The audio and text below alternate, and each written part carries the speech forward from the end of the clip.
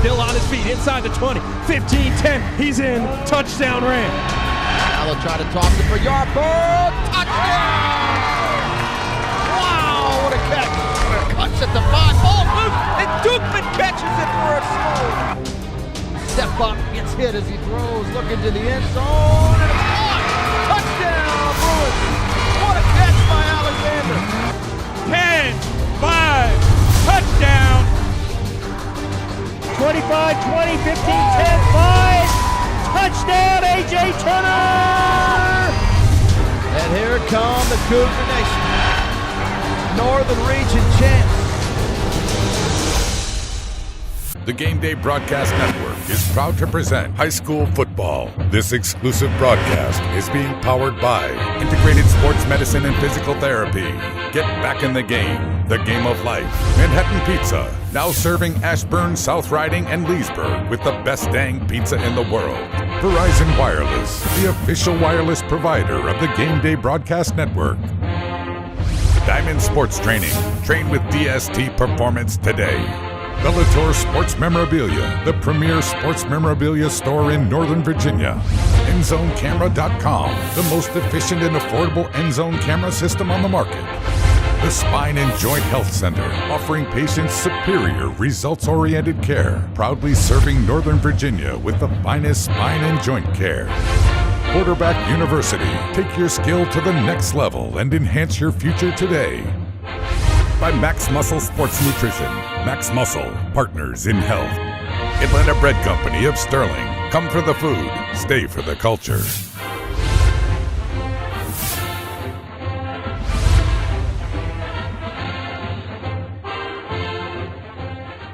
Welcome back to another episode of Gameday All-Access. I'm Andy Hayes, joined alongside Tweedledee and Tweedledum, or vice versa. We'll let you all figure that out. Bruce Bornarth, Taylor Jensen, back for another week. How are you guys? Taylor, did you notice how we didn't get any numbers this week?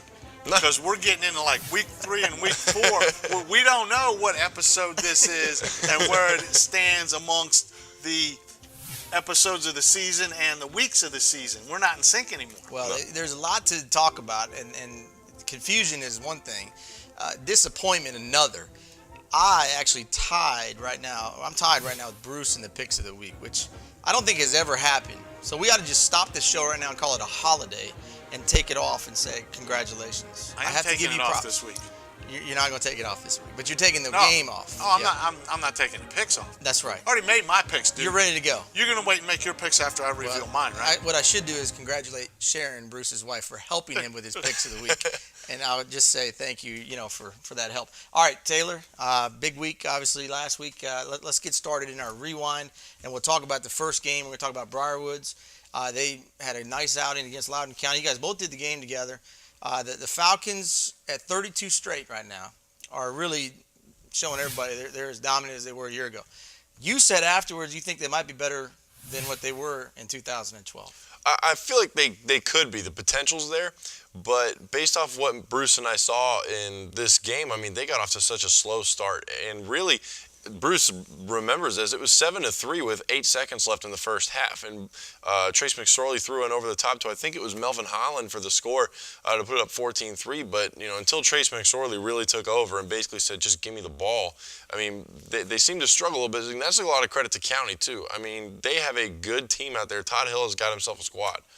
Well, and that's maybe what we say is it says more about what Loudoun County did and less about what Briarwoods didn't do here in this one. Loudoun County, a team everybody's going to have to get their eyes on for 4A because they look pretty strong, didn't they, Bruce? Well, at Loudoun County, let's not forget, you look at the score and you say lopsided. Well, not really. Yeah, Briarwood's 32-0. What can you say about them? I think from Briarwood's standpoint, the struggles are because they're finding themselves. They're looking to see who's going to step up and fill some of the vacated spots by graduation. That said, you want to talk about Loudoun County. You look at the score. It's not indicative of how good this Raider team is at 4A level. They're not real big, but they're very talented, and I think we saw in the second half, Andy, they have a lot of two-way players that when they work that out and they get in a little better shape, they're hampered a little bit by injury. It sounds like I'm making a lot of excuses, and I am, but you watch this thing play out. This Loudoun County Raider team is a whole lot better team than this score indicates. All right, folks, so Briarwoods still undefeated and now 32 straight games that they've won. By the way, the state record is 45, set by Phoebus just a couple of years ago after they went on that incredible run, won 3 straight state championships. So the Falcons with a little work to do this week. They've got North Stafford coming in. We're going to talk about that game in our picks of the week. But, hey, they got a shot at this thing if they can keep it rolling. Let's move to our second game here. The Stonebridge Bulldogs got back in the winning column here with a 45-35 shootout victory over the Langley Saxons here. Sterling Daly with a big day, 3 touchdowns on the game. And Stonebridge was able to outlast Langley here. They were able to kind of, score when they needed to most and hold Langley when they needed to here. Taylor, this game, though, kind of shows us that the Stonebridge team still trying to find itself as well, like Bruce was just talking about Briarwoods. Yeah, and you were saying last week on how, hey, watch out for Langley. They actually have a good football team this year, and Bruce and I just were kind of like, okay, yeah, they may be good, but Stonebridge typically rolls over everybody. This game was kind of indicative of Stonebridge having those growing pains too. Langley's got a good football team, but Stonebridge, they'll start getting it rolling here like we're accustomed to seeing them do. And Langley, I mean, they've got a team. I mean, they gave Stonebridge all that they had. So I'm actually more impressed with Langley than I am, not disappointed with Stonebridge, but surprised at how slow of a start they've gotten off to. But again, that's just because they have so many holes to fill. Yeah, Coach Howerton's club really strong. This is, according to a lot of coaches, this is probably their best team they've had in some time down at Langley. So commend those kids for giving the Bulldogs everything they could. Came up a little short. Stonebridge now looks ahead to Broad Run. Langley looks ahead to the rest of their schedule. They've got a tough one next week against Chantilly coming to town.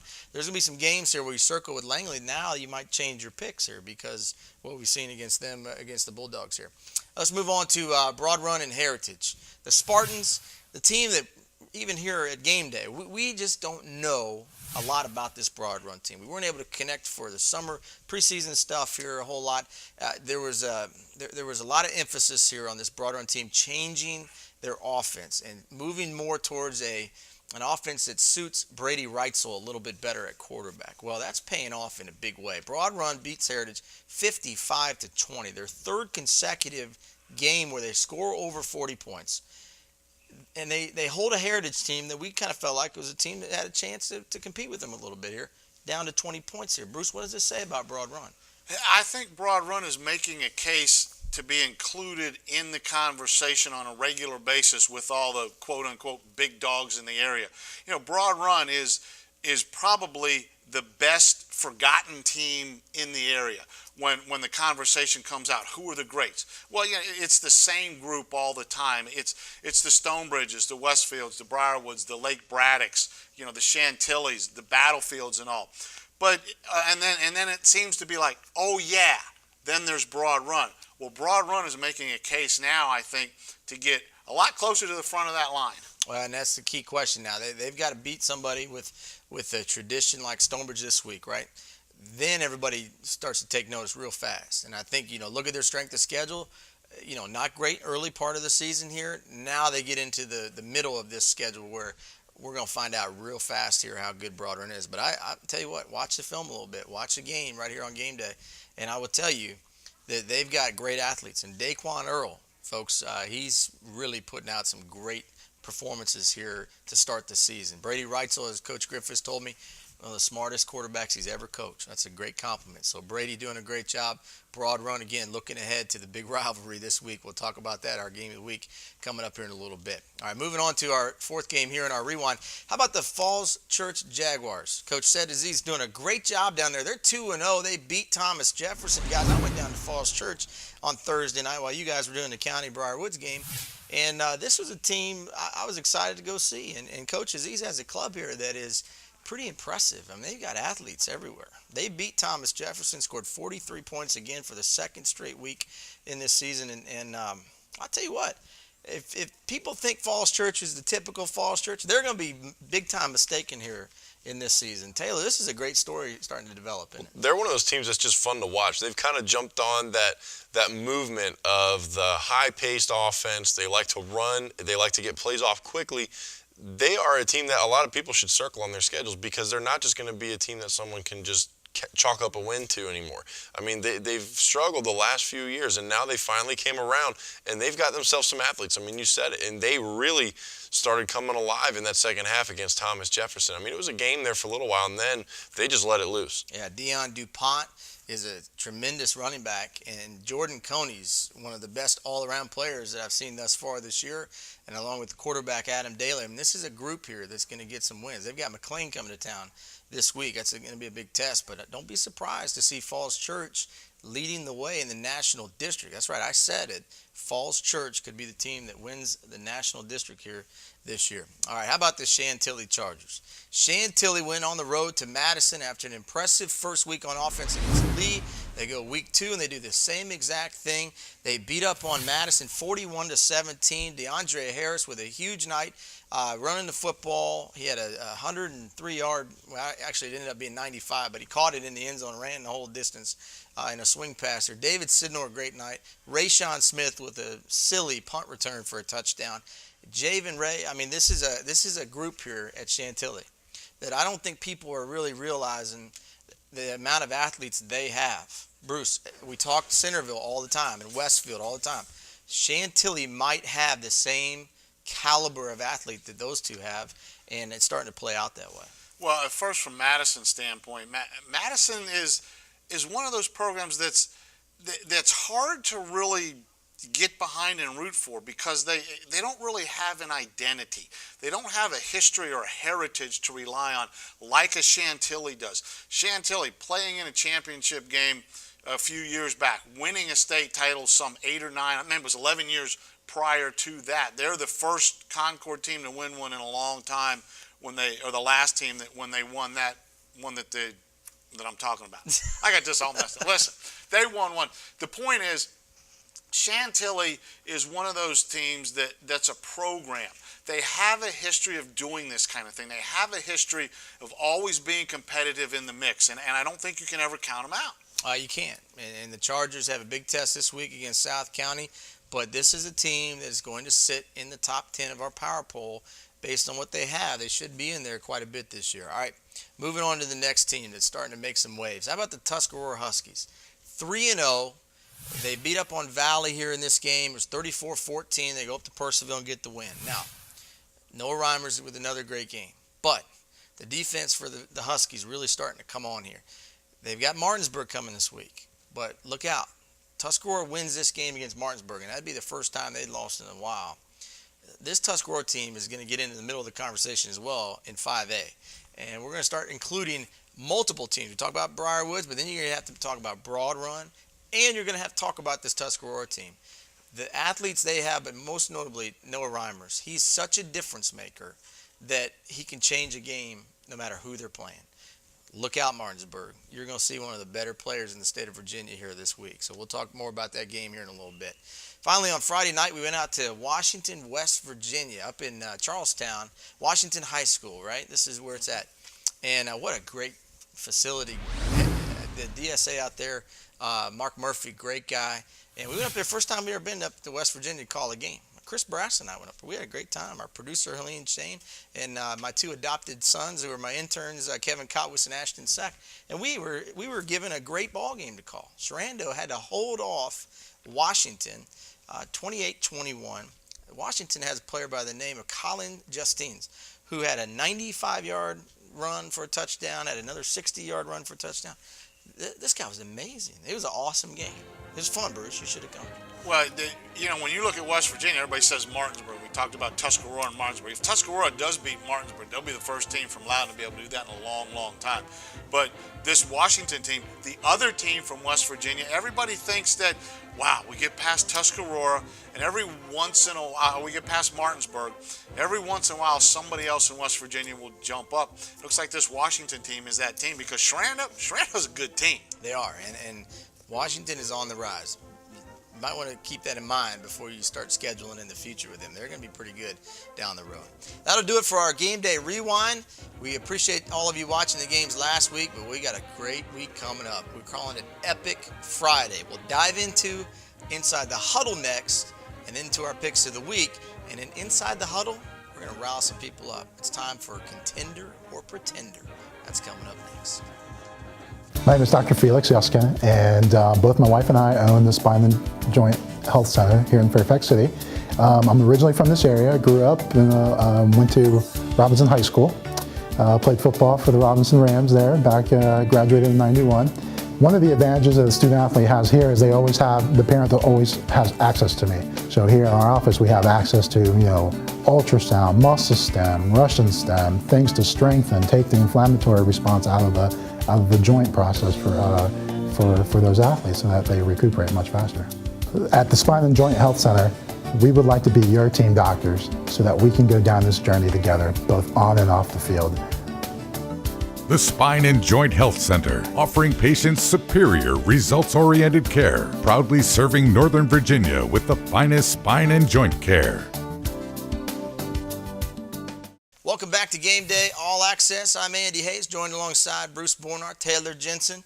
Our show today brought to you by Diamond Sports Training, the home of the Gameday Broadcast Network. Come on by here to the best indoor facility for softball and baseball. Baseball season never ends here at DST. Make sure you come on by.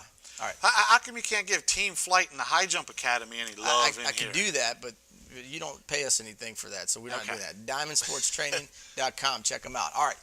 Taylor Jensen, time for Inside the Huddle. Now, before we go into this, okay, and you're the quarterback, but before we go into this, since I'm the head coach, I'm going to lay the rules out on this one. You're not allowed to get your feelings hurt. Bruce, don't hurt people's feelings. We're doing contender or pretender today.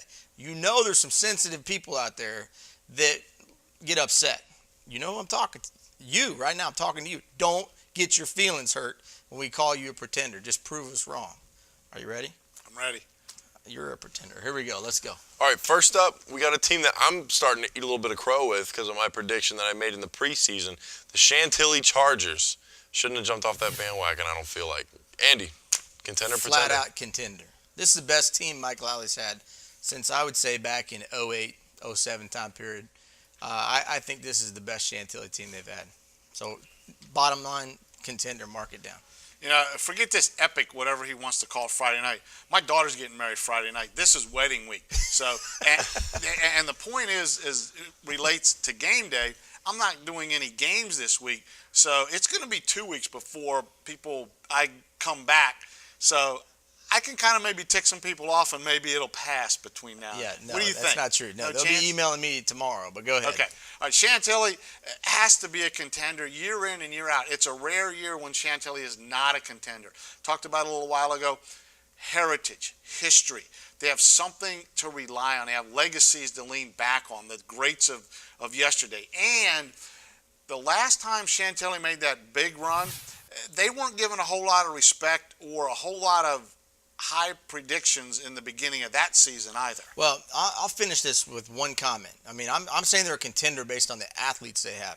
But you got to show up and beat somebody good, though, Chantilly. I mean, you got to beat a Centerville.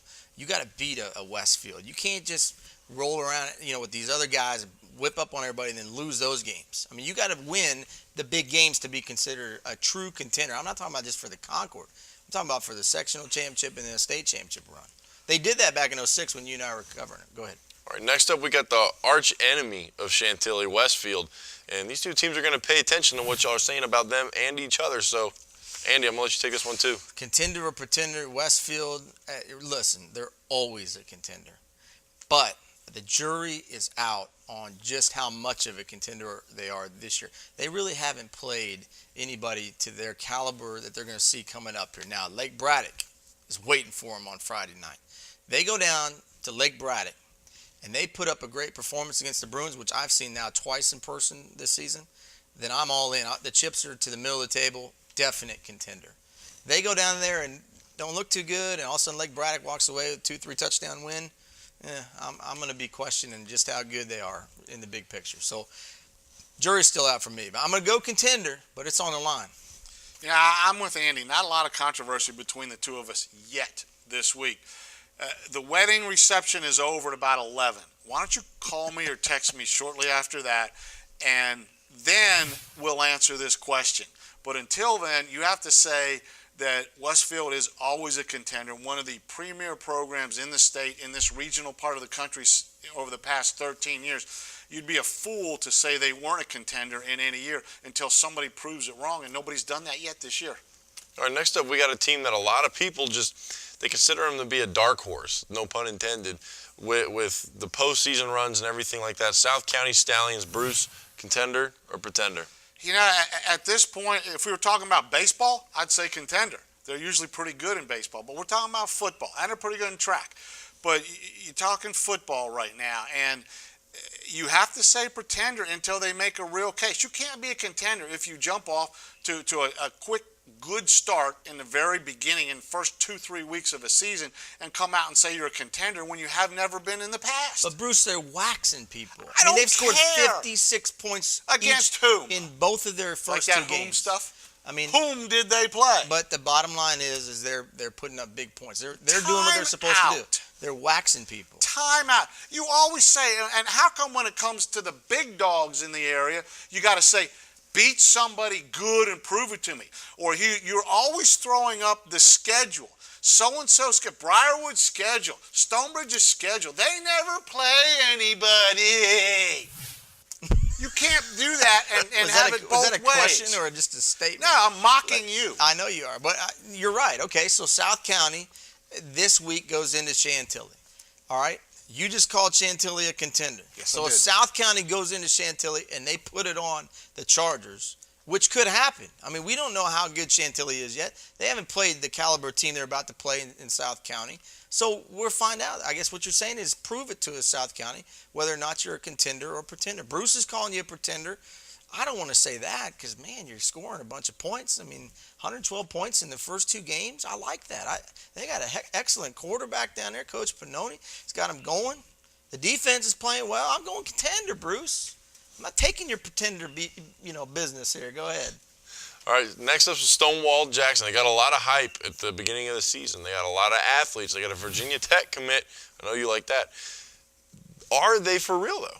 I mean, the jury's still out on this team, I feel like. So are they for real? Losing to Hilton the way they did, I don't know. I mean, I do think they're a contender in their district, and I think they're one of the more talented teams. Bruce, you saw them in person as well.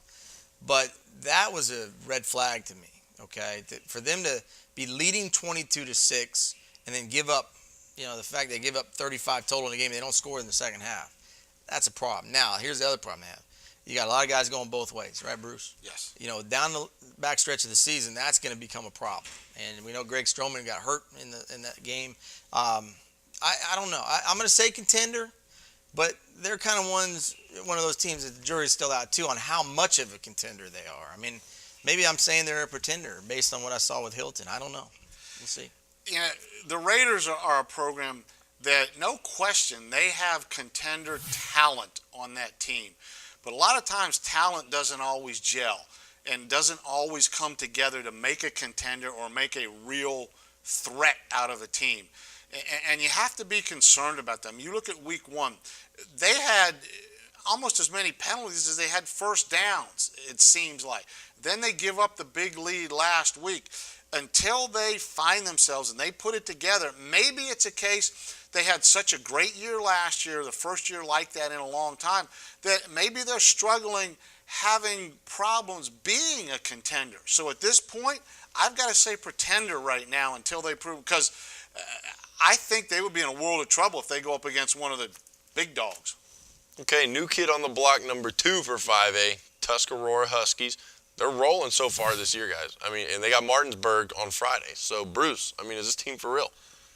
I don't know if they're for real, but by the definition of this segment, I think at this point they are a contender because they are in a position to set their own fate, to prove whether they are a contender or not. They haven't had that are you a contender or pretender game yet. It's coming up. It's coming real soon. I think it might just happen this week against Martinsburg, even though it's different state's team. But at this point, I think what they have proven and earned the status as contender. Well, much like you said with Stonewall, I mean, Tuscarora is a team that has contender talent. I mean, they've got one of the best players in the area, Noah Reimers, which I'm a big fan of. I mean, they've got guys that get after it. Dylan Cromwell on linebacker on defense, he's a stud. They've got guys who are chasing the football on defense that I like, okay? Jordan Fisher on offense, fantastic player. But I'm not trying to call you out, Huskies, but I am calling you out. I'm going to do what Bruce wanted to do but didn't want to because he didn't want to get in trouble with Coach Burnett and Fortune. The bottom line is this. They've been playing teams that they can beat. This week they play a team that they may not really, should beat on paper. But this is the game. This is the measuring stick, right? So, contender or pretender means either you're going to win those games if you're a contender, or you're going to lose them if you're not really for real. So we're going to find out this week, and I kind of feel like we have to put them in the pretender status just for right now until they show us they can win that game. You know what I mean? And then we'll know. I mean, how they play this week could tell us how they'll play against Broad Run, how they'll play against Briarwoods, how they may play in the playoffs against other teams in 5A. We've got to find that out. We've seen them take care of business like they should take care of business as a contender in the first 3 weeks of the season. But this is the test. And I'll say this about Coach Burnett's teams in years past. They always showed up for the big games in a big way. They didn't just show up and win. They blew people out. I'm not saying they're going to do that against Martinsburg, but if they come to play, and I haven't seen it from them yet since their program started, in a huge game with the lights on and all the attention on and a team every bit as talented as them, I have not seen them come and beat a team like that yet since they've been open. So the jury's out. This week is the test. You're in the pretender category until you beat somebody of that status. That's how I look at it.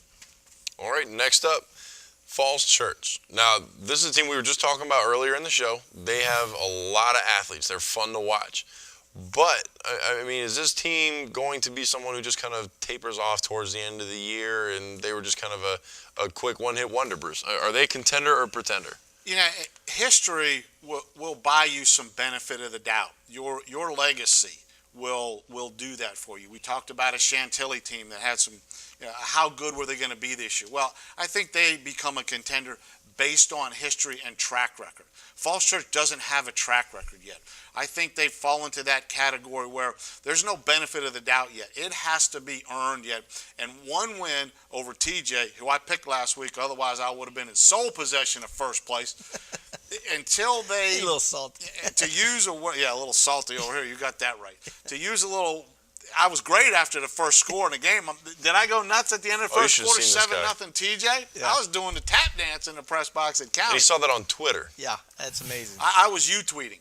Yeah. But listen, the point is, just like some of these other teams on this list, you've got to earn that contender status. Falls Church has done it. I'm not saying they're not, but they haven't earned it. I'm going to disagree with you. I think they have the athletes to be a contender. I really do. And I think they've shown that they can put it together in a couple weeks in a row. Now, their schedule strength is not going to wow anybody. I mean, the National District traditionally not incredibly difficult. So I'm going to say they're a contender to win their district. Okay. Now, when you get past the region, I mean, come on, this is a program that has been, terrible over years, and Coach Aziz has got them turned around. So let's not throw that in there just yet. But they're a contender to win their district. Just stop it right now. Here we go, folks. That's it for our Inside the Huddle segment. Sorry for the folks we offended. For those of you that are happy, you're welcome. Time now for us to give you our spirit battle this week. And this one is a real simple one. It's Ashburn, and it's the Battle of Ashburn. It's the Maroon Crew versus the Dog Pound.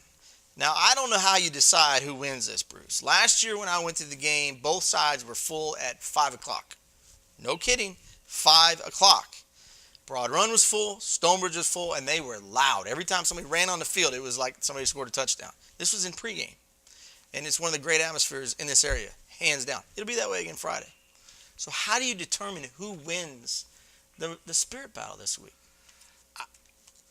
I don't know how you can say Tuscarora is a pretender and use the exact same logic to say Falls Church is a contender. Maybe that one went right over my head. I'm going to tell you what. You know the winner of the spirit battle is? It's Broad Run. It's the Maroon Crew. It's easily at home. You forget the days when they had the two sets of bleachers in the end zone by the goalpost, and everybody had to run through that. I don't know. Maybe it's because the broad run bleachers are lower and longer, and the press box is actually a little bit closer right there to that action. I just get the feeling that there's a different fever pitch at broad run for the big games in those bleachers. Maybe because that crowd, I'm not saying the players or the coaches or the teams, but that crowd may be a little more hungry than the Stonebridge crowd for this game. I'm taking the Spartans. You're taking broad run, the Maroon Crew. What do you got? That's Maroon Crew times 2. I'm taking the Maroon Crew. I think that they show up. It doesn't matter if they're traveling. It doesn't matter if they're at home. They show up, especially when it's a team in Ashburn. Stonebridge, I mean, it's what, like 2 miles away? I still don't even see them traveling well for that game. They don't travel well. So I think that they're just going to kind of take this one for granted and have better things to do on Friday night than drive 2 miles down the road. Now, I think that there will be a decent student section there from Stonebridge, but Broad Run is going to take the cake on this one. When they show up ready to get wild, they get wild. All right, you guys are both drinking the Maroon Kool-Aid. I mean, I'm impressed. Both of you are giving some valid points. But let me tell you something. This is Stonebridge all the way. Stonebridge invaded this stadium last year. They dominated this with the visiting crowd. It was completely full. The band was over there playing. They were louder from their side than the Broad Run kids were on their side. I'm telling you, I was there. They were more impressive. Therefore, my pick to win the Spirit Battle is the Dog Pound, because they did it last year. Why won't they do it again? So Maroon Crew, I'm not like these guys. I'm not drinking the Maroon Kool-Aid. You're going to have to prove to me. And the way you do it is that you're so incredibly loud that I have to turn my crowd mic down, which is right in front of you. I didn't have to do that at all last year. So if you show me that, then maybe you'll win the Spirit Battle again. Our Spirit Battle brought to you by Atlanta Bread. Go by and see our friends right up the road here at Atlanta Bread. Show your school ID or tell them Game Day sent you to get 10% off. We thank them for sponsoring our weekly Spirit Battle. We'll be back with more here on Gameday All-Access right after this. The Gameday Broadcast Network is proud to present high school football. This exclusive broadcast is being powered by Integrated Sports Medicine and Physical Therapy. Get back in the game of life. Manhattan Pizza, now serving Ashburn, South Riding, and Leesburg with the best dang pizza in the world. Verizon Wireless, the official wireless provider of the Gameday Broadcast Network. Diamond Sports Training. Train with DST Performance today. Bellator Sports Memorabilia, the premier sports memorabilia store in Northern Virginia. EndZoneCamera.com, the most efficient and affordable EndZone camera system on the market.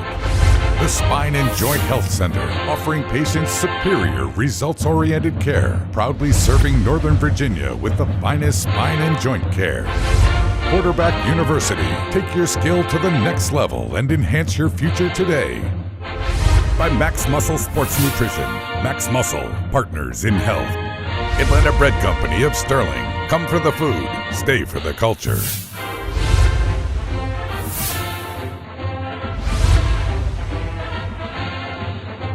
Welcome back to Gameday All-Access. We thank you for watching here this week. Hope you're getting excited for what we call Epic Friday coming up here on the Gameday Broadcast Network. All right, time right now for us to go to a little Football 101 with our buddy Bill Hall, the head coach out at Sharando High School, talking about how quarterbacks need to read the defense, how they do it at Sharando here in Football 101. This exclusive presentation of Football 101 is brought to you by EndZoneCamera.com, the most efficient and affordable EndZone camera system on the market.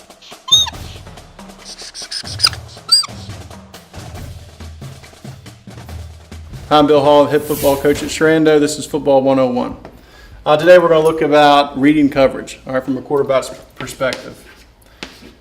The first thing we're going to look at from a quarterback's perspective is the middle of the field open or the middle of the field closed? And that's referring to middle of the field open tells me I have two high safeties. All right, open here. Middle of field closed tells me we have one high safety. This is helping me break down coverage. From that, I then go depth, eyes, and leverage of my cornerback. So I'm looking to see how far is he off this receiver, Is he at 5 yards? Middle of the field open? That's telling me it's probably going to be cover 2. Where is his eyes? Are his eyes at the wide receiver or his eyes looking at the quarterback? Again, man zone indicator. And then leverage. Is he outside leverage or inside leverage? So those are confirmation keys telling us, yes, this confirms that it is cover 2, could be cover 4. All right. So when we're looking at coverage, if we go middle of the field open, we're looking at, is it 2? Is it 4? Is it 2-man? Or there could be some variations off of that. Middle of the field closed, we're looking at, is it cover 3? Is it cover 1, which is man free? Or is it some form of like robber coverage? So those are just things that we teach our quarterbacks to look at pre-snap. After we go middle field open or close, we look at depth, eyes, and leverage of the cornerback. From there, we look at drops of the linebackers. Are they going 2 or are they going zone? This exclusive presentation of Football 101 is brought to you by EndZoneCamera.com, the most efficient and affordable end zone camera system on the market.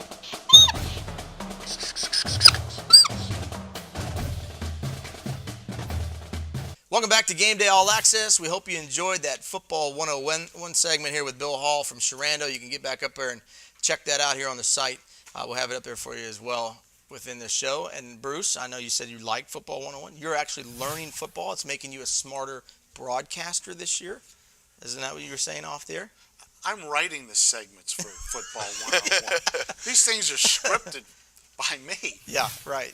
Along with he's tweeting out all the things he's learning. You tweeting. Exactly. You tweeting. That's right. On the tube. All right. Time now for our picks of the week. Listen, it's hard for me to say. Bruce and I are tied at the top of the lead here, leading Taylor and our producer, Helene Shane, by 1 game. Not a lot of room here, Brucey, but at least, you know, the air is a little crisper up here at the top, isn't it? Welcome. I'm glad to have a little company. It gets lonely from time to time here. Time for us to start our picks of the week. Listen to this guy. Picks of the week. First game, you ready? Centerville traveling to Hayfield. Now, Bruce has some perspective on this one. You did this game a year ago. Everybody thought it'd be a blowout a year ago. It wasn't. It was an overtime game, and Hayfield kind of felt like, you know, they got jobbed at the end of this one with a bad call. Your thought? First off, I don't think it was a bad call, but they thought it was. That's neither here nor there. I like Centerville. You don't do that 2 years in a row to Centerville, even though Hayfield's got speed. I mean, that's a fast team over there. But Centerville returned just about everybody. They're a year older. They're number 1 in the power poll for a reason. Yeah, I'm going to take Centerville too. I mean, this is a different Centerville team than last year. They're a whole other animal. And last year, honestly, was kind of a learning curve year for Centerville because they were so young. Now, they're not so young.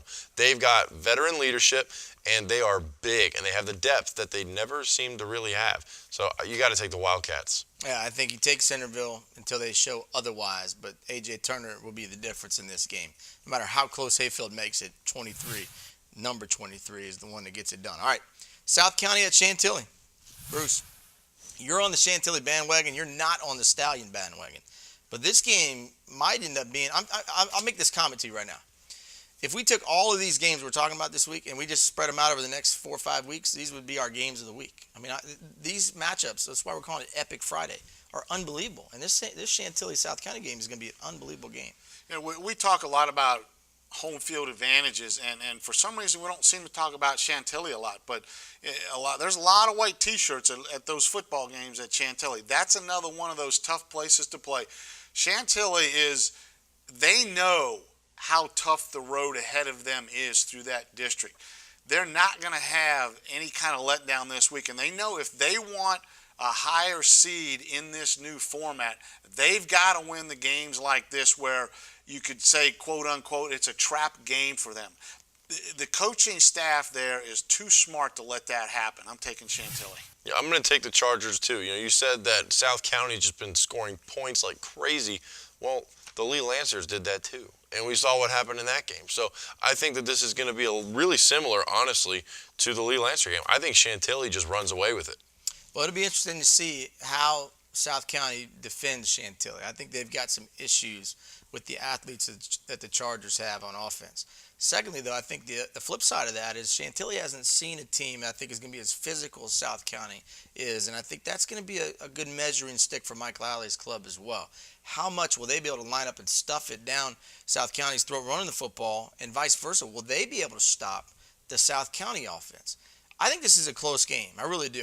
It could come down to a touchdown. I'm going to take Chantilly at home. If it was on the road, I might take South County. That's how close I think this one might be. But take the Chargers and a 7-point spread, although nobody's betting except Bruce. All right, Annandale hosting Oakton. The Cougars had a week off, get a little healthier, go on the road to take on Annandale. Your thoughts on this one, Bruce? You know, Annandale has had a spattering of playoff appearances over the past many years. You know, this isn't 1976-ish when they were a mythical contender for a national championship. Annandale just hasn't ever really been there since then. You look at this game, how can you take them? Well, okay, so you're taking Oakton. Of course I'm taking Oakton. And the winning streak starts at Oakton. They're going to rattle off their second straight win. They're going to, I think they're going to kind of pull away from this one really quickly. And I will tell you this, having a week off was great for Jason Rowley's club. They could see what they didn't do well in week 1 and what they did do well in week 2, and they'll make those adjustments, and they'll be even better coming into this one.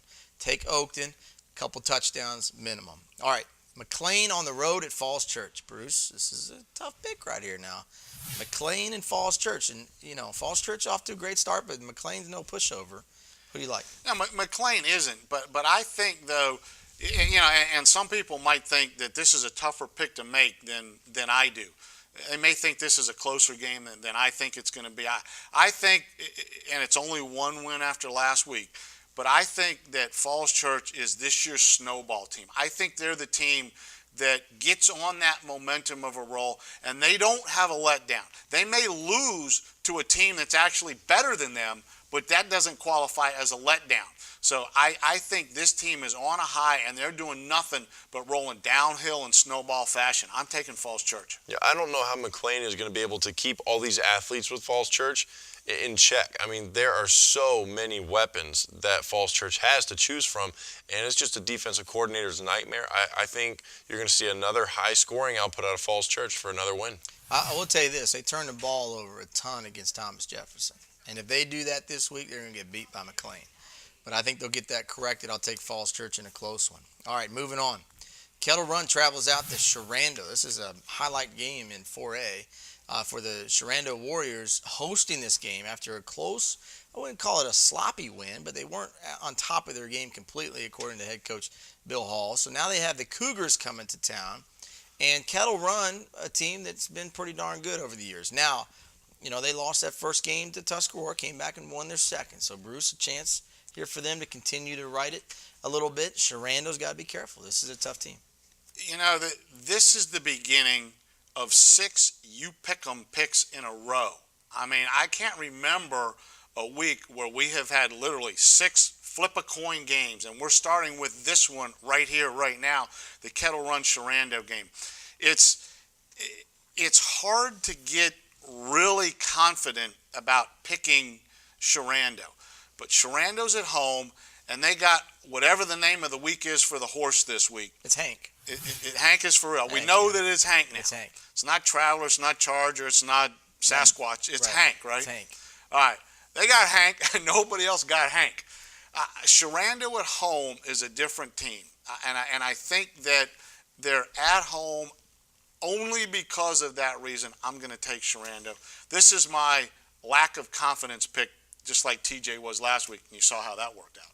Yeah, I'm going to kind of go with what Bruce said. I mean, he hit the nail on the head. Sharando's a different team at home. When they travel, they seem to struggle a little bit. But I think when they're at home, the atmosphere out there and the confidence that they play with in front of their home crowd is really going to be what carries them to the win. I think it's going to be a real close game. Kettle Run is no pushover, but I do think Bill Hall gets it done. Listen, this Sharando team last week came out flat against Washington. Matter of fact, I think they just flat overlooked the Patriots. And so that concerns you a little bit. And Coach Hall was not happy about it after the game. He saw the same thing. I mean, they just kind of went through the motions. They're not good enough to just go through the motions. They've got good players. I mean, Sharando is talented. But defensively, they weren't running to the football like they normally do. They were giving up big plays. That's something they don't normally do on defense. offensively, they weren't crisp. A lot of penalties, things that really weren't, I would say, common from a Bill Hall team. This was a win for them last week that I think maybe gave Coach Hall and his staff some ammunition to come back and say, look, guys, you can't do this anymore. This has to be fixed right now. They'll fix it, but I'm going to tell you what.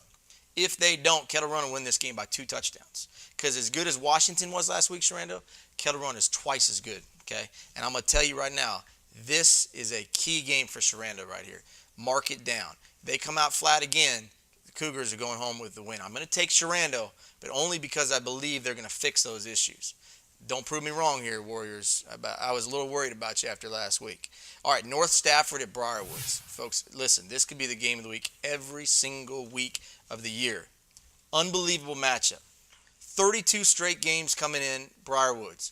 North Stafford's been to the last couple of state semifinals. They should have beaten Phoebus 2 years ago. Last year they fall short to Lake Taylor at the last second. These last 2 years, North Stafford could have been playing for state championships in 5A. Got it? Or Division 5, what do you want to call it? Here they come to Ashburn now. And I'm telling you, if the folks in Ashburn think that this team that they're getting ready to face is the same as Colonial Forge and Brook Point, they are highly mistaken. This is the one right here that will know about Briarwoods afterwards. Your thoughts?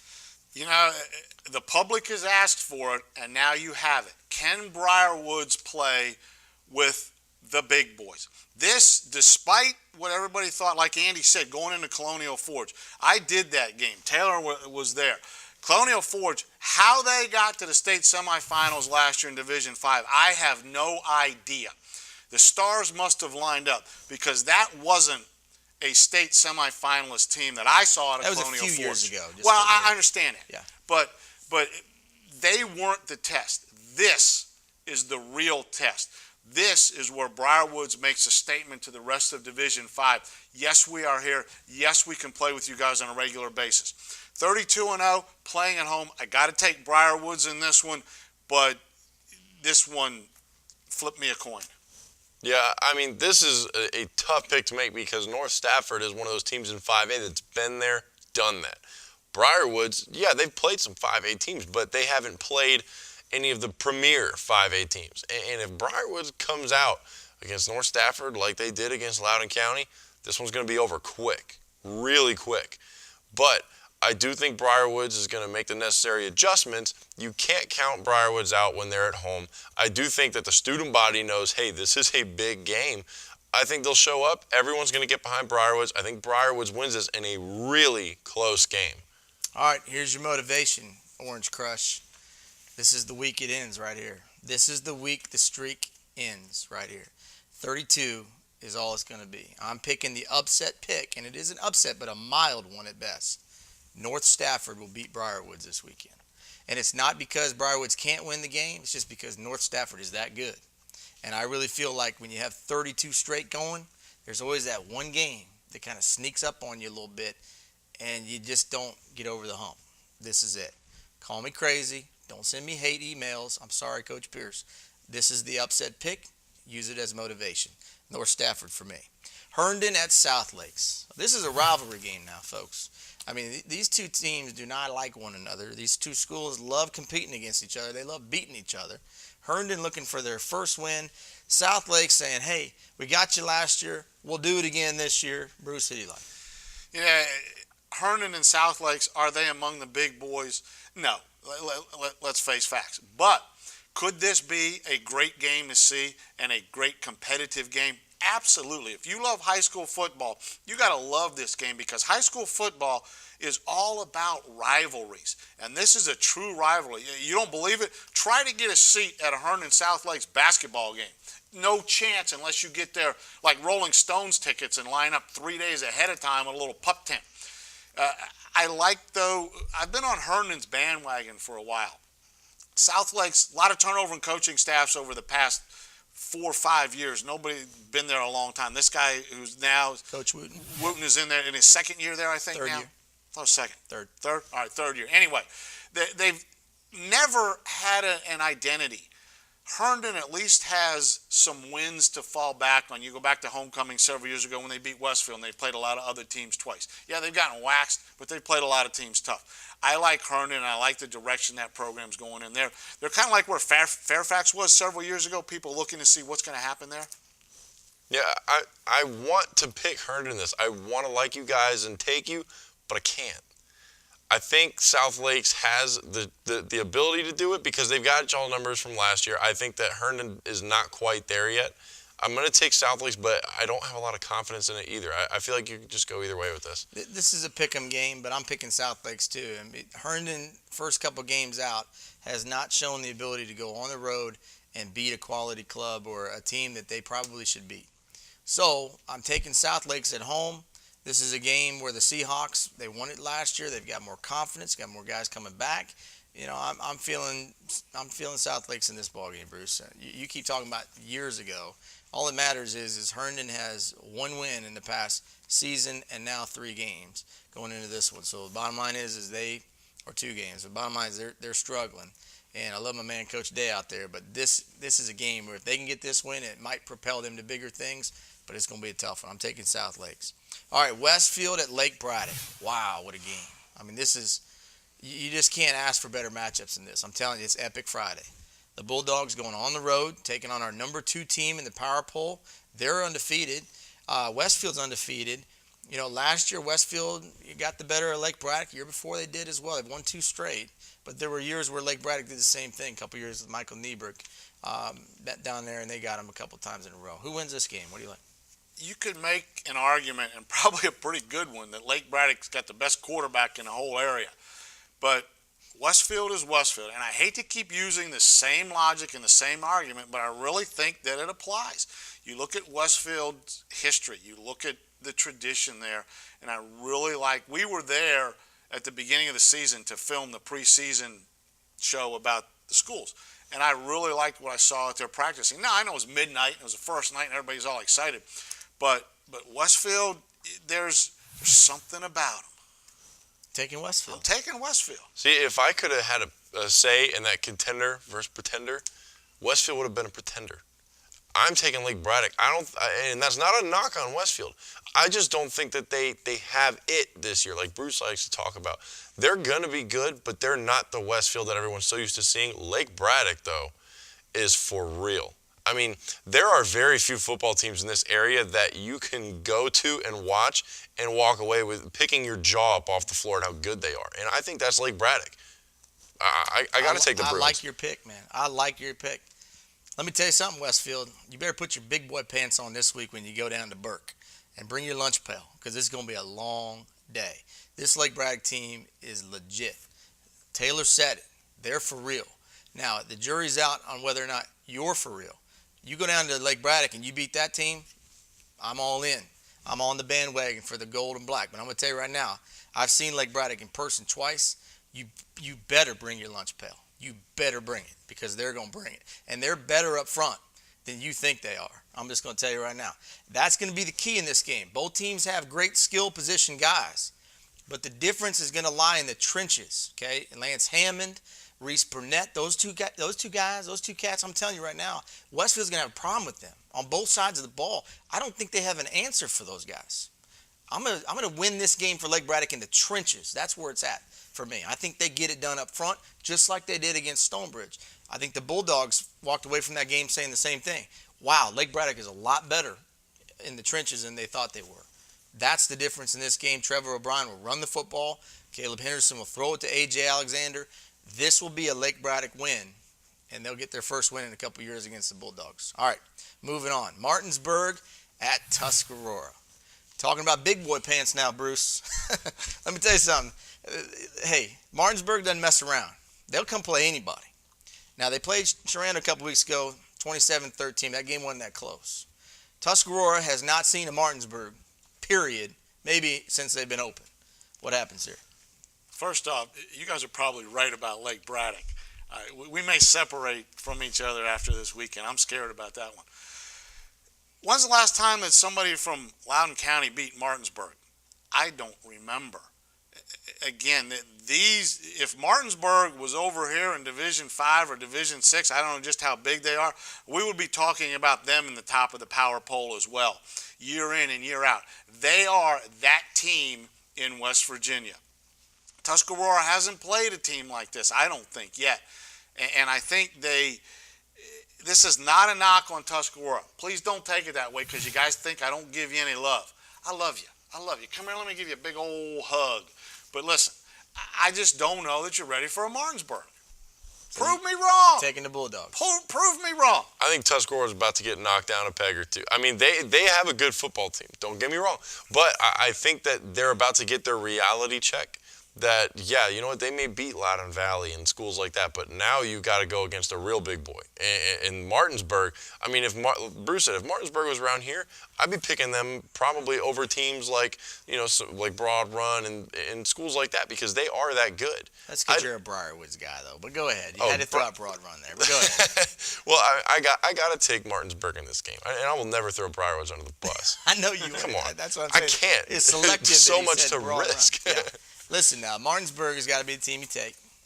Until Tuscarora shows they can beat this caliber of a football team, you got to side with the Bulldogs. The smart pick is the Bulldogs until Tuscarora shows you differently. So I'm doing the same thing. All right, and now to our game of the week, our final pick. Hey, listen now. The people in Ashburn are saying this might be the year that Broad Run gets their first ever victory over Stonebridge in football. Spartans are off to a great start. 3-0. The offense is clicking on all cylinders. Stonebridge's defense giving up a lot of points. Couldn't really tackle Trevor O'Brien. Couldn't really stop Langley a bunch last week. Here come the Spartans now into this game, and they got a little confidence. They're kind of feeling that just maybe this is their time. They thought it was 2 years ago. It wasn't. Stonebridge shocked them at the end. Taylor, I'm going to go to you first on this one. Battle of Ashburn, 3-0 against 1-1. Who do you like here? I want, and this is going to shock you, I want to pick Broad Run. I want to. But I did that 2 years ago, and I got burned. I mean, they were up 28-0 or something like that at the half. I was ecstatic. I was talking all kinds of garbage, and what happened? Ryan Burns comes out in the second half and puts on a show. Now, obviously, Ryan Burns ain't around anymore, but Mickey Thompson is. I got to take Stonebridge because until someone gives me a reason to doubt them in Ashburn, you got to take the Bulldogs. You have to. Bruce, Look, you're a Broad Run alum, and you're Mickey Thompson's best buddy. Now, look, I know you're torn here, but you got to pick somebody. Who's going to win the game? You know, Mickey Thompson's a Broad Run alum also. He's picking Broad Run this week. As a Broad Run grad, maybe that'd be the first time I took Mickey off this year. I'm about to do it again. As a Broad Run grad, this one hurts me. Andy said people are wondering in Ashburn, is this the year? Huge question mark after it. Can Broad Run beat Stonebridge? Yes. The problem is Broad Run thought they had beaten Stonebridge in the past. They thought they had beaten Briarwoods in the past. They may have outplayed them in those two games. They ended up losing those games. I think there's that seed of doubt right now in the back of that Spartan mind that if they get behind or if they mount a lead and Stonebridge scores a couple of times quickly, then that seed of doubt is going to grow, it's going to fester, it's going to get bigger and bigger and bigger. And there's something magical about Stonebridge. Just look at the record over the years. They have come back more than any team I can think of in the area from games that they shouldn't have won. But they came back and they did win. They've done that more than anybody else I've ever seen. And until Broad Run can prove it and finally get over the hump and beat them, you've got to take Stonebridge in this game. I think one point that people tend to overlook, though, is that offensive line from Stonebridge. Now, yeah, they went up against probably the best team up front next to Centerville around in Lake Braddock. But Stonebridge's offensive line is a bunch of men. And I don't think that Broad Run has what it takes to give them the problems that they need to beat Stonebridge. I think that Stonebridge is just going to control the line of scrimmage, and they run the football really well. I think that's what is going to be the story of the night is up front. Mickey Thompson is just going to want to pound it down Broad Run's throat. Well, here's a couple points for you. Number one, both of you made valid points in this deal. But here's the thing. I think Matt Griffiths did the 1,000% right thing to do with his offense this offseason. And he went to Brady Reitzel and his strengths and said, look, we're going to spread people out, and we're going to run the read option, and we're going to let you kind of determine the plays to get into at the line of scrimmage, because Brady Reitzel is one of those guys that can really read the defense and they can get him in the right play. So he's kind of relying on his quarterback more so than what he used to do in the single wing. And I think it's helped them offensively. I really do, because I think their offensive talent is built for that kind of offense. They're in that spread look, that shotgun read option. They're working people over offensively because they've got guys that when they get in space, you got problems. I mean, and you can't just bundle in and come after them, because their skill guys can hurt you big time. So this is going to be a problem for Stonebridge's defense. Based on what I've seen already this year on film and in person with Stonebridge, this is going to be an issue. Broad Run will score points in this game. Okay. Now the flip side is can they stop Stonebridge? And that's the big question mark. They couldn't do it last year. Can they do it this year? I don't know that they can. So we might be looking at a 56-52 game, and I'm not quite sure who to pick in this ball game. It could be that high scoring, because I don't know that these two defenses are going to be able to stop the two offenses here. But I'm going to stick with the safe bet, because otherwise I'm going to give a game back to Bruce, and I got to stick with him. The safe bet is Stonebridge in this game, but the good, brave pick would be Broad Run. They might just be better than a lot of people think this year. I'm going to stick with Stonebridge. Close game. High-scoring game. I'm excited to watch it. Hey, don't be surprised if the folks in maroon celebrate here at the end of this one. All right, that's it for our picks of the week. We'll send it away for our top 10 plays from this past week here on the Gameday Broadcast Network. When we come back, it'll be time for us to answer your questions in the Gameday Mailbag. The top 10 plays of the week on the Gameday Broadcast Network are proudly presented by Verizon Wireless, the official wireless provider of the Gameday Broadcast Network.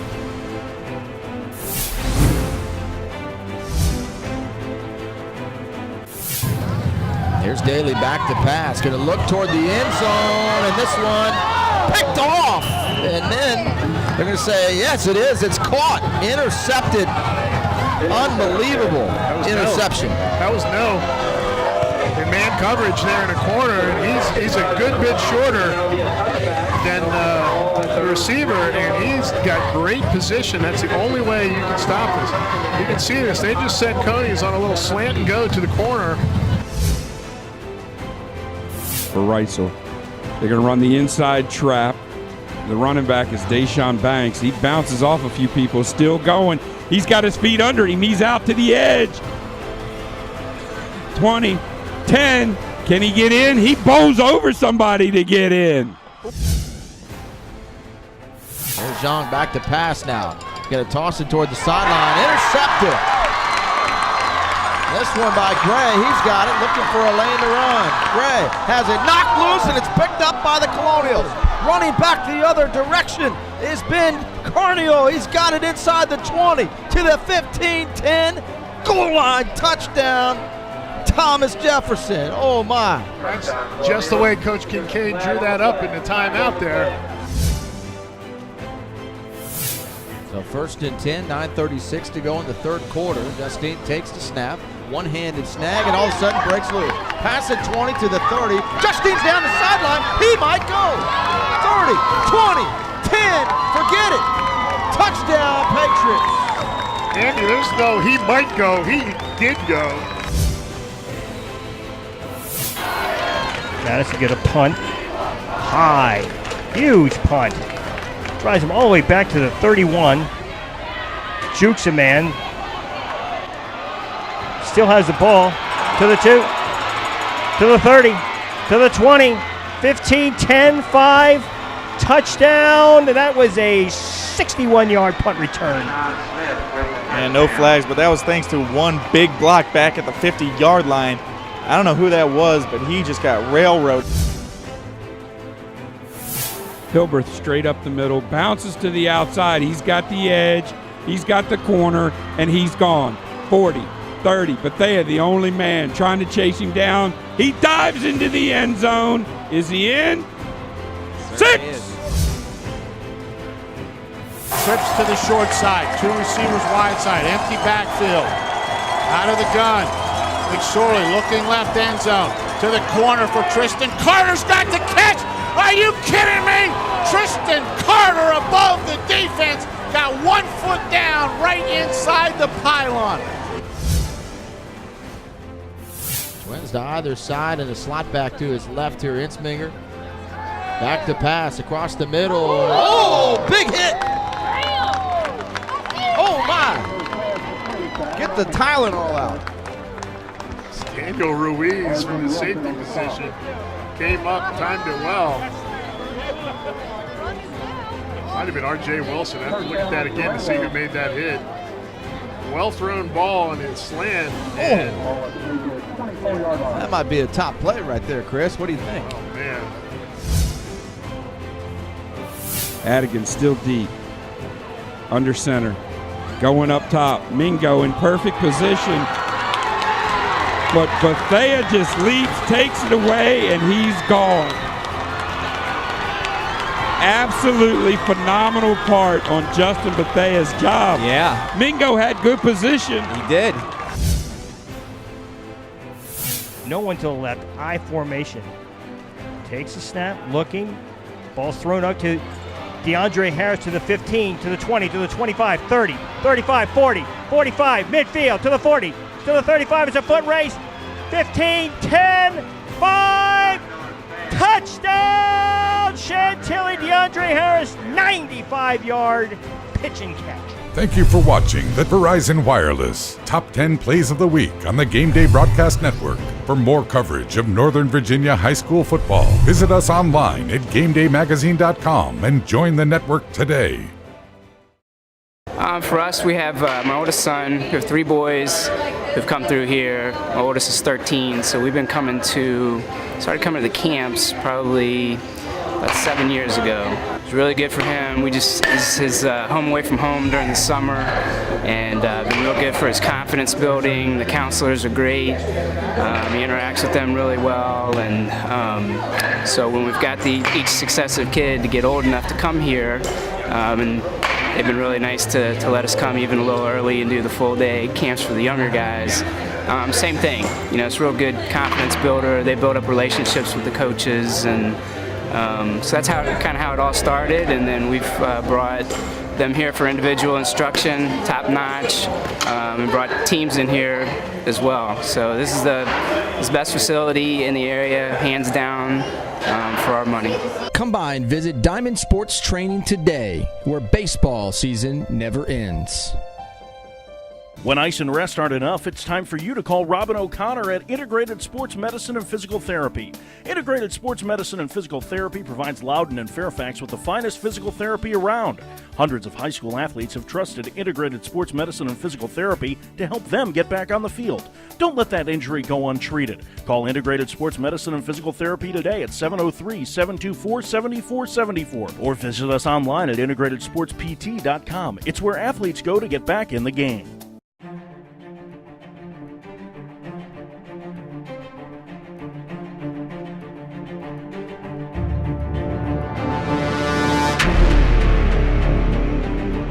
Time now for our game day mailbag. And Taylor, the mailbag is filling up each week. Again, if you'd like to email us or tweet us your questions each week, we can answer them right here on the show. Again, tweeting at GBN Mobile, or you can email us at GameDayMagazine@AOL.com. All right, time for the mailbag. Taylor, what do we have this week? All right, first one up, we got it from at Coach Jay Barron, and this is one that is actually a pretty good question. Is David Kearns the best player Chantilly has ever had? Ooh, Bruce, best player.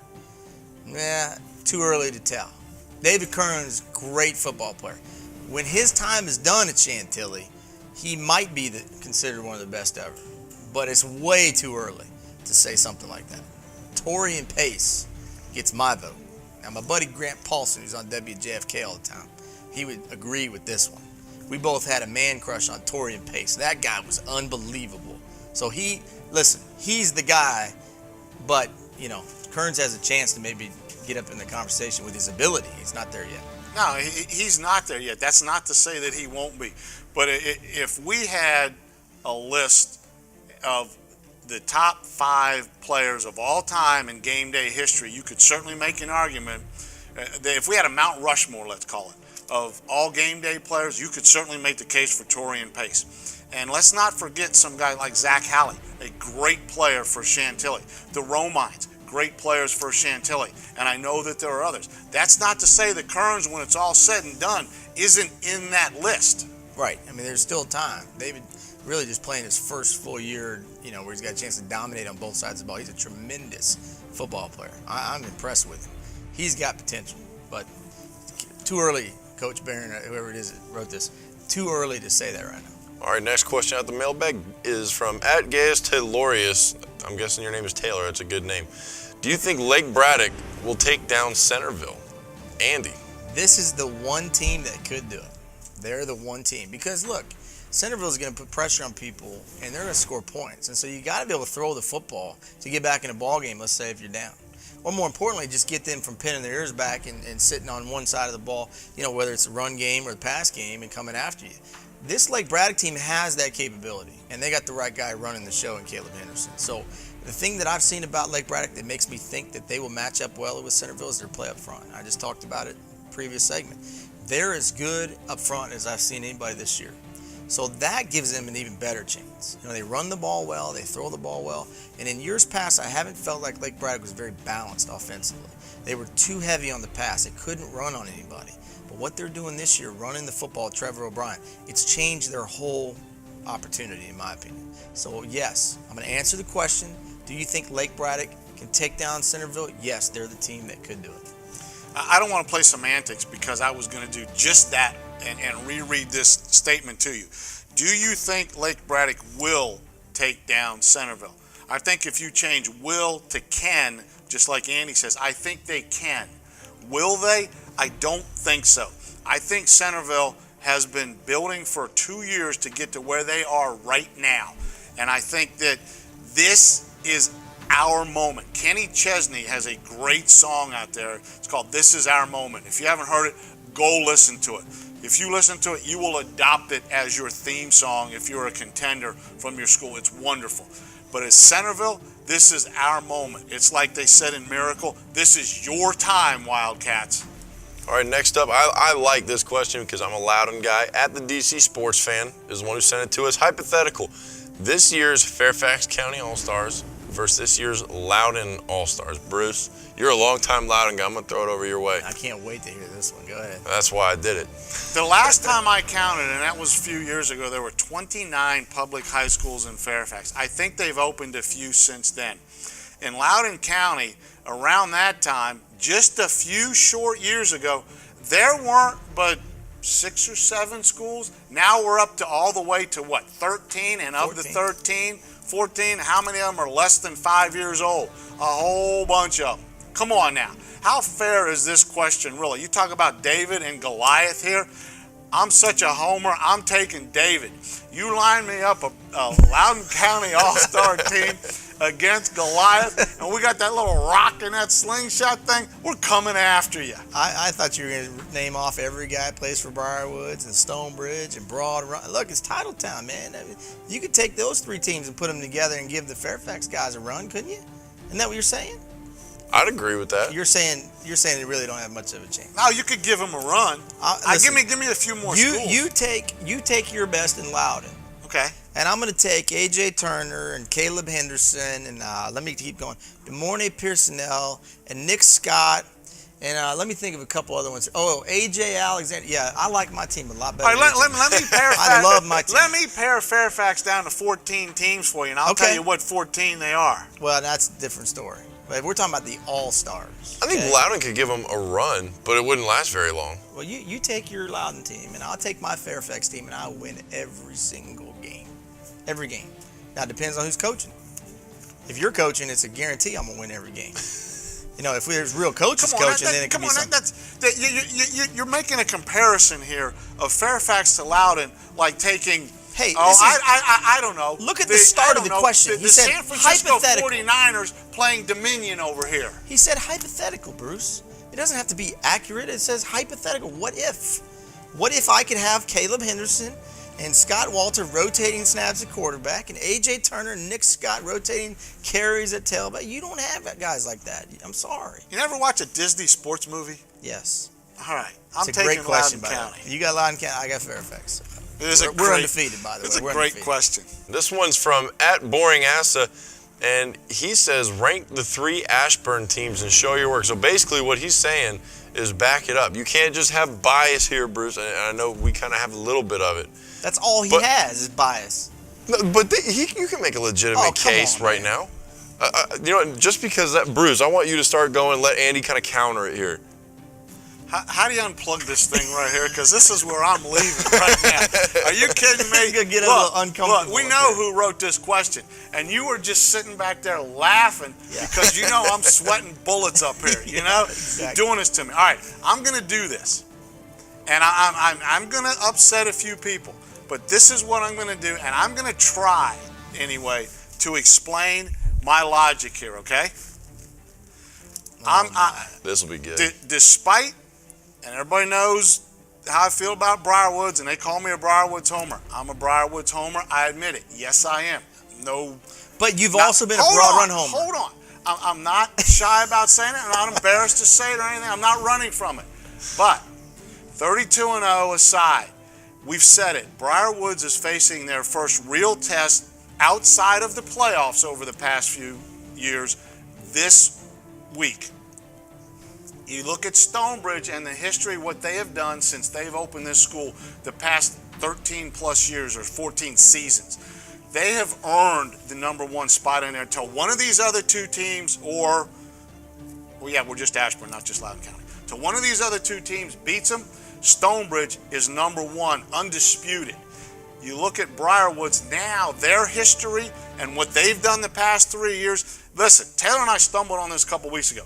You realize that this Falcon team has lost the exact number of games as number of state championships they have won. That's 3 over the past 3 years. That puts them in the #2 spot in their history. Broad Run, I made the case why Stonebridge is going to win that game. That's why Broad Run's #3. Can they beat either one of them? Yes. Have they been able to prove that and actually get the job done recently? No, they have not. So, Stonebridge, Briarwoods, Broad Run. There's the order. Tell me I'm wrong and why. Well, you're saying basically in a nutshell that state championships are not the deciding factor. Because the team with the most state championships is Briarwoods, the orange and blue that you wear. The team with the least state championships in the area is Stonebridge. Broad Run has 2 of them. So you're saying that is not how you decide this, is what you're saying. It's not how I decided this question. Absolutely. You're not You're right. Okay, right. So you've basically thrown out the championship part of it. It's just on the field. And so let me ask you a question. I'm just going to come back to you and ask you, this is, I think, what people want to know. So to validate what you're saying then, you're saying that Briarwoods' championships are not as important to the equation as maybe Stonebridge's years and years of playing in the championship but coming up short because they're playing at a different level. Is that? Yes, they're playing at a different level. Yes. Okay. Now, what Briarwoods has done up here, Stonebridge has been against that in Division 5 down against the Virginia Beach area all that time. It's 2 different levels. I'm not saying that I would pick necessarily if they were playing head-to-head, if I would pick Stonebridge over Briarwoods. I don't know which way I would pick that game right now. But I'm saying rank the teams in the area, and you do it all the time by the eyeball test. What do I see on the field despite the record? Your favorite phrase is they haven't played anybody. Who have they played? I'm saying Stonebridge has earned the #1 ranking in this area. Am I saying they're the best team? Well, no. Okay, let's take it a step further. Just like the power poll. Are they the best team this year? Are you taking Stonebridge over Briarwoods right now? No. We're not doing picks. We are ranking I'm just asking teams. you because you I'm said not rank that the question. 3 Ashburn teams. I am ranking like as of them. right now. As of right now, rank the 3 Ashburn teams. I just did. I didn't say programs. Because what you're talking about is more about the program over the years. I ranked Stonebridge, Briarwoods, Broad Run in that order. Now, if this were next week and Briarwoods had beat North Stafford and we see what Stonebridge does against Broad Run or vice versa, what Broad Run does against Stonebridge, it might be a different answer. Those questions are still in my mind. I'm ranking them. I'm not picking who's going to be who. Okay, I'm going to talk right now.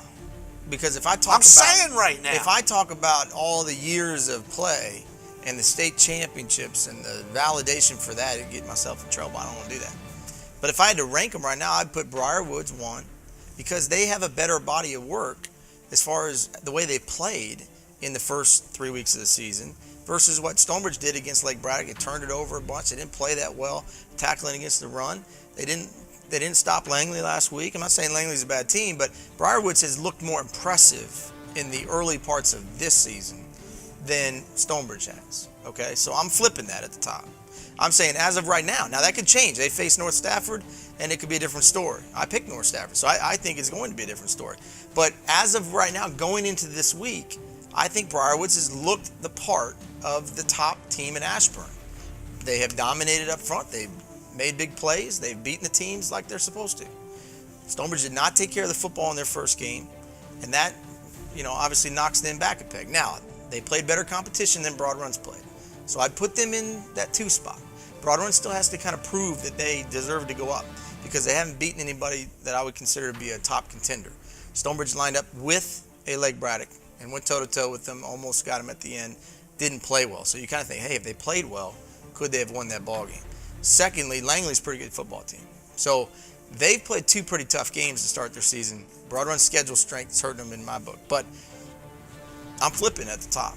Based on the way Briarwoods has come out and played, I think they've looked more the part of the top team in this area right now than the way Stonebridge has. Now ask us in week 10, boring Asa. Ask us in week 10 because it may be totally different. Ask us next week. It may very well change by next week. Show your work. The bottom line is just look at the body of work of the season thus far and how both teams, all 3 teams, are operating. Really, you could put Broad Run the way they've played. I'm not talking about their competition, but the way they've played, they could be in that 2 spot because Stonebridge has not played their best football at all. Whereas you might argue that Broad Run's playing really good football, and so is Briarwoods. So you could actually go Briarwoods, Broad Run, Stonebridge right now. The people in blue, they're not going to be happy with me. But the fact is they know they haven't played their best football. And they're trying to get there this week against Broad Run. Great question. Thank you for ruining our friendships, Boy Nasty. Go ahead. That's why I'm neutral. The next one, last one, is from @PeterBladel. If you were in a Northern Virginia high school fantasy football league and you have the number 1 pick, who do you take? I like that question. I'm going to have to say something on this one after you guys do. Wait your turn. I'd love to get fantasy football going here at Game Day. You want to do that, Bruce? Man, it'd be awesome. We got somebody really smart. Contact me. Let's do it. Okay. All right. So if you had one guy, your fantasy football player, your first pick. You asking me to go first? I'm going to let you do it. I'm just going to set it up for you. Okay. All teams, Loudon or Fairfax, doesn't matter. Fauquier, Winchester, Alexandria, go wherever you want. Who you take? In fantasy football, you get points, right, for scoring points, for positive plays, right? You can also get points on defense, right, for making big plays, for making interceptions, maybe for punt returns and things like that, right? Having said that, I'm going to prove my homership here, and I think I can make an argument for this that I don't think you can shoot down. I'm going with my guy, and you might say my favorite player in the area, Trace McSorley at Briarwoods. He's playing both sides of the ball. Against Loudoun County, he was running back punts as well.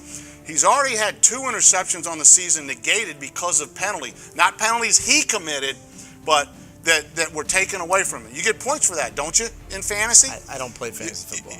Right, Taylor? You get points for that, right? You get points for scoring touchdowns. He scores touchdowns down in the red zone. We saw him, 3 in 1 game not too long ago? He throws for touchdowns. Tracy McSorley is the answer to the question. Listen, I said it last week. The best fantasy football player that you can take in this area is A.J. Turner because he runs back touchdowns on the kick game. He intercepts the passes every week, not just some weeks. And then he runs touchdowns nonstop on the offense. Look, does he throw touchdowns? He can throw them too. Everything you just said, Trace McSorley does, plus throws touchdowns. But I'll take A.J. Turner because he does it more consistently on all sides as opposed to sometimes for Trace on defense. Yeah, because you can take him because I had the number 1 pick and I took the number 1 So you're answer. saying I took A.J. Turner second, but really if it was my first pick, I'm going number 23. A.J., you're my guy, man. Keep it up. Honestly, I mean, you two both took my 2 picks. I would have flipped a coin between those 2 guys. Yeah, and then you could get into the argument like, who would you take next, right? I'd take Caleb Henderson next. Well, yeah. I like that. I like that one. I don't know. That'd be my next guy. Is there a kicker? He might out be there? good at this fantasy football. Is there a thing. kicker out there I could take? You would be the one guy that would take a kicker with pick number 2. That's Bruce Bornarth for you. All right. Hey, final comment here. 2-minute warning time here on Gameday All-Access. Now, normally we give it up to where each guy gets a chance to sound off. I'm going to do that, Bruce. You keep it short and sweet because I got something I want to say here at the end. Go ahead. I'm going to keep it very, very sweet. All the love in the world to my daughter, Amanda. She's getting married Friday night. Young man Taylor Mangum went to Potomac Falls High School. We love him as well. Feel like he's part of the family. Couldn't be more proud of my 3 kids, but this week is Amanda's week to shine. And oh, by the way, on Saturday, the next day, my daughter Allison's, it's her birthday. Love you guys. Congratulations, buddy. Yeah, Thank I was you. going to say, congratulations. Hold it together, will you, when you're walking down the I'm going to lose it big time on this one. I know you are. Taylor, your thought. Final All right, thought. Redskins, what are you doing to me? I'm having heart attacks. I mean, this is just a knife in my chest. I know that we talk about football all show long, but this has been on my mind all week. What is going on? I give up. Yeah. I got to stop caring I think so a lot much. of people that follow the Skins have felt that way for a long time. Hey, my final comment is just a congratulations to Jason Dawson and the John Champ Knights on your first win in program history. Listen, when you start a program from scratch, you know right away it's going to be tough early on. And the kids are going to have to overcome unbelievable amounts of disappointment. They are going to be excited, and then they're going to have that excitement trampled because they're not going to win a lot of football games. It took the Knights a season and a couple games to get in the win column. But let me tell you something. All you kids out there playing, this is what it's all about, right? This helmet right here, I'm going to lift this up. This is the team of the week right here. They not only got a win, but they beat Potomac Falls, who was 2-0. They beat them in overtime, 10-7. So my team of the week, the John Champ Knights, I congratulate you on being mentally tough enough to overcome the adversity and get that first win, and I'm sure it won't be the last. There'll be many more to come. And with that, we'll send you away here on Gameday All-Access. Epic Fridays coming up. Make sure you tune in right here at GameDayMagazine.com for the father-in-law-to-be, Bruce Bornarth, and Taylor Jensen. I'm Andy Hayes. We'll see you next time here on Gameday All-Access.